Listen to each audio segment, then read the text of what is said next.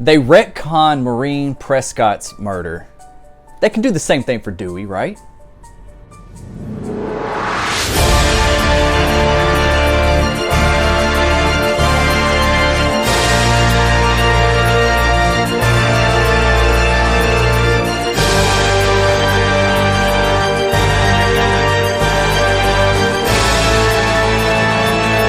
What's up? Welcome to Destination Station. As always, I'm Destin. I want to get on here and talk and theorize about the possibility of them retconning Dewey's death. If you've already seen the thumbnail, I know it's a little spoilerish, but if you're a fan of Scream, you've already seen this movie. And if you're checking out all this Scream content, it's been out long enough. You know, spoilers are a thing now, okay? So anyways, sorry for anybody that gets offended by the thumbnail, but here's the thing. I want to talk about Dewey's death, okay? We all know that this is Dewey's last outing as the bumbly Sheriff Dewey Riley, the one that we love, the heart of the Scream franchise, in my opinion. And I hated to see him go, even though I felt like it was time to get back serious, and you needed to do something shocking and one of the main three needed to bite the dust, right? So I just didn't think that it needed to be Dewey, but that's what we got, so we have to live with it, right? Oh, that coffee's hot. I almost burnt my mouth. So yeah, but here's the thing, is that, all right, if you've seen the movie, I assume you have if you're watching this video. We're in the hospital, right? And he is like, I have to shoot them in the head, and they're just like, no, and he goes back and he empties his gun and he's getting ready to shoot Ghostface right there laying on the floor, and who calls and distracts him? Gale Weathers. And Ghostface jumps up and stabs him. Once in the stomach, once in the back, pulls up, he hits his knees, and then Ghostface says, "It's an honor," and kicks him to the ground.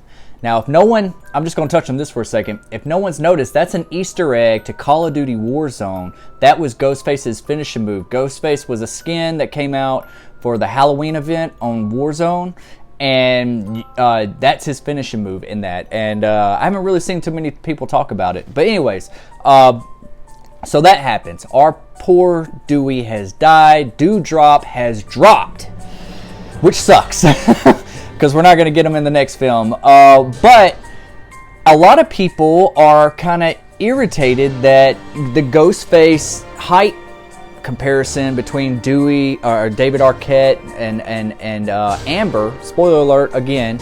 Amber is Ghostface, and she takes recognition. She takes the credit that she was the one that killed Dewey. And a lot of people are upset about that, especially hardcore fans. It's just because this little child killed Dewey, and then the height comparison did not add up. They've had that issue a lot in the Scream movies, where the height comparison doesn't add up really, which you could have argued that Richie did it with the height comparison, but Richie obviously didn't do it in that scene. It was Amber.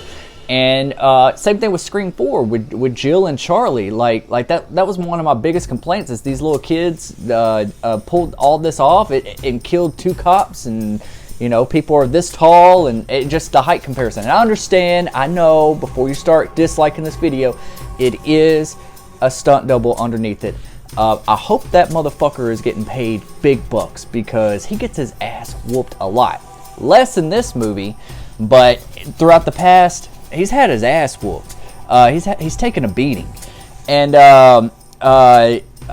so anyways, my point of making this video is to talk about the possibility that we all thought that there was going to be a little bit more of a connection to the original, a little bit more connection to the franchise.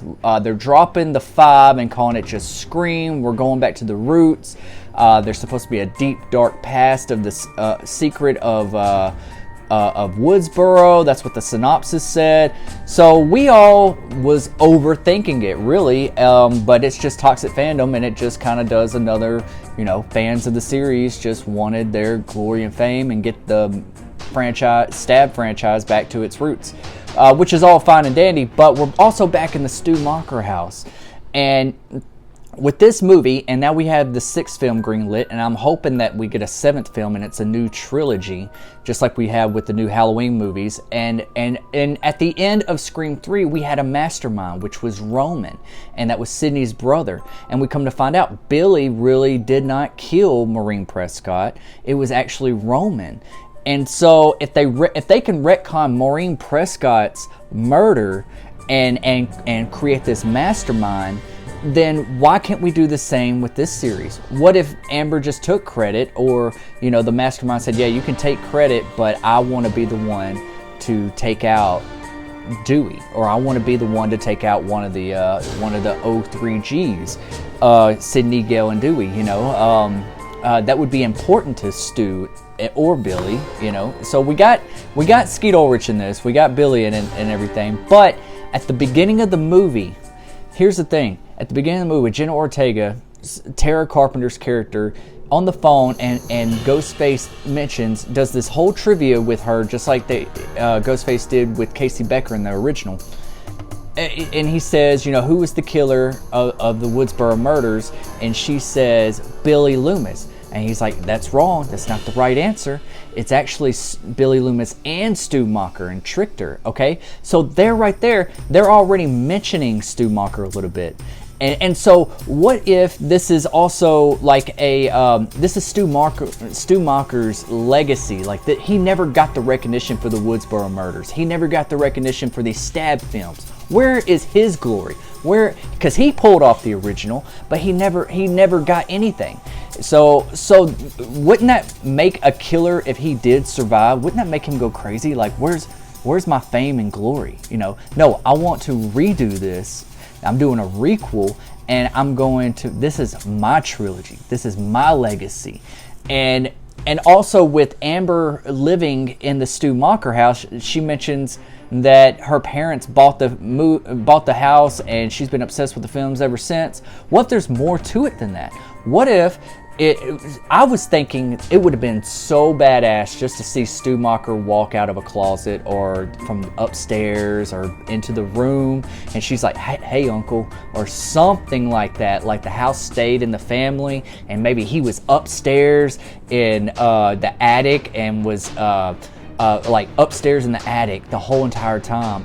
And like Billy from Black Christmas, I thought that, just like he's just crazy, he's just he's gotten out of the loony bin or something, or out of prison for good behavior, and maybe he played the whole angle that he was peer pressured, just like you said he was going to go with, and then I think that would have been really cool. And maybe they can retcon it to where it wasn't really Amber that killed Dewey. It was really Stu Macher, because he wanted to make that stab. He wanted to take out Dewey, Gale, or Sidney. That I think they could do if they pull off a mastermind this. And I hope they do. They have to land it great, because I felt like the motive was a little bit, was a little bit held back in this one. I mean, it was fine and everything, but where's the next twist? Where's the next where else are we going to go with that? Like it's not enough. It's not enough to bring the franchise back unless they have bigger plans up their sleeves, and they had this whole arc of the next 3 films. And they do have a good mastermind. Because I also, on the other hand, I really thought Roman was lacking as a mastermind as well. I was like, that's a little bit lackluster. I buy the whole story and everything, but Roman wasn't in Scream 3 enough for me to even care that he's a killer or not. And then they do that whole fake out with his death, and he just didn't have enough screen time in Scream 3. But so I hope they don't do that in this one.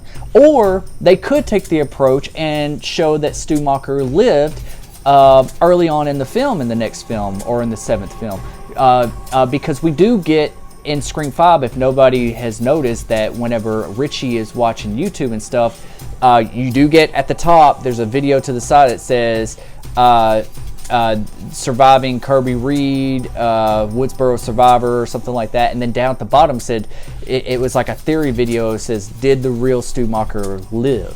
So they're already teasing with that. So with them doing a couple references in the movie with Stu Macher being alive, or like, you know, just talking about him, because they never really talked about him much throughout all the other films. They always talked about Billy. Billy always got the glory. Billy was always the original Woodsboro murderer. But Stu was just not. He just didn't get the recognition that he deserved. And if you are a killer and if you survived all that throughout the day, that's got to make you a little mad. I mean, what are you going to do with your life, right? You can't just go and get a day job. You can't do anything. His family would only be able to hide him out, or, you know, keep him low, or he could be working from behind bars, behind the scenes, and orchestrated Richie and Amber and all these other Ghostface killings. And maybe they'll have a scene to where, like a flashback scene of showing that he, you know, like Amber and Richie came and visited him in jail, or in the you know, like an insane asylum or something, and they were giving advice. You know, there is that show that Kevin Williamson created called The Following with Kevin Bacon, to where they took a little bit of the elements that they were originally going to go with, him and Wes Craven with Stu Macher, where, you know, the killer's working from behind the scenes, and he's got this whole entire cult following, doing the kills for them. Very good show. If you haven't seen it, go check it out. I think there's like 3 seasons, I think. I can't remember. I only saw like the first 2 seasons, but it was really good, especially that first season. So anyways, so if they're doing something like that, I think that would work. I could buy that. I'd buy that for $1. But yeah, what do you guys think about this idea? I mean, do you want Stu Macher? Are you on the Stu train? Because, you know, I have other YouTubers and everything. We talk about it all the time. Some of them are completely against it. Some of them are all about it. And I'm all about it. I've always wanted to see Stu back. If that was really Wes Craven's original idea and Kevin Williamson's original idea, and they're throwing respect and tribute to their legacy and everything, take some of those ideas. Let them cook a little bit. Put your own twist to them and everything. Just you know, let's bring that, because hardcore fans really do want to see that, because we followed these movies, we grew up with these movies, and we wanted to see that outcome. I think that would have been a lot better outcome than Roman. But if we did this and we had a whole trilogy and we were building up to the mastermind, and Stu was actually the mastermind, that would be dope as hell. I would love to see that. But here's the thing, he has to keep a little bit of his goofiness. He has to feel like Stu Macher. He can't just feel like psycho. You know, he can feel crazy and psycho, like he's still loony. I still want him to be kind of goofy a little bit. I just don't want him to lose that personality trait to where he's just crazy and psycho, which that could work probably, but I think a lot of us fans would miss a little bit of that humor. By the way, I am actually going to see the entire cast, well, not the entire cast, it's going to be Matthew Lillard, Skeet Ulrich, Nev Campbell, and Jamie Kennedy at Texas Frightmare in Dallas, Texas at the end of this April. So I'm going to make a whole video about that. I'm going to try to get some interviews with them and talk about them, and talk to them, and get some things signed and all that kind of good jazz. So yeah, be looking out for that video later on, because I'm really excited. If you got any ideas of what I should ask them and try to get some information out about Scream 6, let me know in the comment section below, because I need to make a list before I go. For real, I'm really excited about this. I'm meeting them, and I'm also meeting Robert Englund and Heather Langenkamp from the Nightmare on Elm Street series. So yeah, it's a good time to be alive. It's a really good time to be a horror fan. So yeah, guys, what do you think about this theory? Do you want to see Stu back, or do you want them to go in a completely, totally different direction? I even thought about also, and I'm going to wrap this video up real quick, I even thought about, you know, I've made videos about Sam Carpenter, how she's wiped the knife and stuff like that, and how she's battling Billy in her head, and she's got a taste for blood now. So she's going to be still battling that. She didn't conquer her demons. She will still be in this next movie, and I think they're building up Tara Carpenter to be the new final girl, not Sam Carpenter. I think Sam Carpenter is going to kind of slowly go into the dark side. She's going to be the Anakin of this franchise, and maybe she's the third killer of this film or the next film. And but what if it's a mystery to her? What if she doesn't even know that she's a killer? What if once she discovers that she did kill somebody, what if she tells her sister, hey, you got to take me out, I'm unpredictable, I could snap at any minute, and Tara's like, no, I can't do it, you know, and then Tara actually has to kill her own sister. What if Sam doesn't even know, you know, like Stu has been coaching her this whole time, just like Amber and Richie, you know, like let's do something like that, just a slight psychological thing. We've already touched a little bit in Scream 5. Let's go a little bit deeper, just a little bit more of a twist with it.